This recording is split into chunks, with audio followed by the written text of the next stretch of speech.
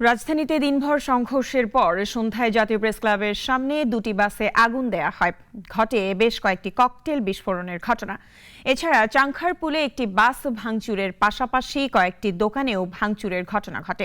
Jayanta কর্মকারের report.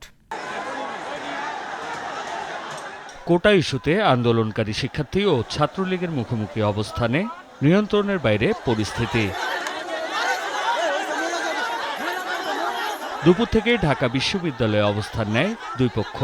রাজধানীর গুরুত্বপূর্ণ এলাকাগুলোতেও অবস্থান নেয় আন্দোলনকারী শিক্ষার্থী ও ছাত্রলীগ। শহীদ মিনারে অবস্থান নিয়ে নিজেদের দাবি তুলে ধরেন আন্দোলনকারী শিক্ষার্থীরা। এ সময় আন্দোলনকারীদের ধাওয়ায় পিছু হটে ছাত্রলীগের নেতাকর্মীরা।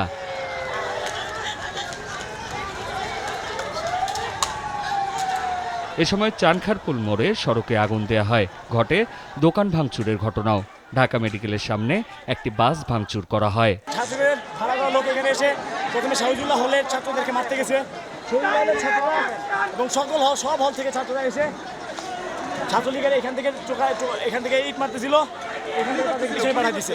এদিকে রাতে প্রেস ক্লাবের সামনে দুটি বাস থামিয়ে ৮-১০ জনে দুর্বৃত্তদের একটি দল আগুন ধরিয়ে দেয়। পরে ফায়ার সার্ভিসের সদস্যরা এসে আগুন নিয়ন্ত্রণে আনে।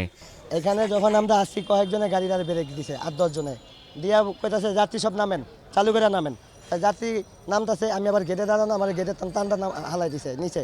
কারো কাছে গান, কারো কাছে ককটেল, কারো কাছে কিরাসিনের তেল, কারো কাছে পেট্রোল। আমাদের সিঙ্গেল দেওয়ার সাথে সাথে ককটেল মারছে, মনে করেন ৮-১০টা ককটেল মারছে। যাত্রী তো হয়রান হয়ে গেছে, যাত্রী তো পাগল হয়ে গেছে। আপনার জানলে টানাটানি, আপনার যে যেমনি পারছে এমনি নামছে। এখানে আগুন জ্বলতে আছে, আমাদের ওই সোজা ওই সাইড দিয়ে দেখা যাচ্ছে যে ধোঁয়া উঠছে। পরে তো আমরা এসে আর কি দেখছি একটা টিপ মারছে। আমি কিছু বীরপুরতে গাড়িটা লিয়ে আসলাম, আর এই গাড়িটা আগুন তারা দিচ্ছে ভাই।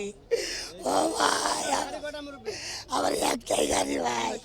এমন অবস্থায় আতঙ্ক নেমে আসে পুরো শহরে। সড়কগুলোতে কমে যায় যান চলাচল। জয়ন্ত কর্মকার, নাগরিক, Dhaka. Walton air conditioner exchange অফারে স্প্লিট এসিতে ২৩,০০০ টাকা পর্যন্ত নিশ্চিত ছাড়।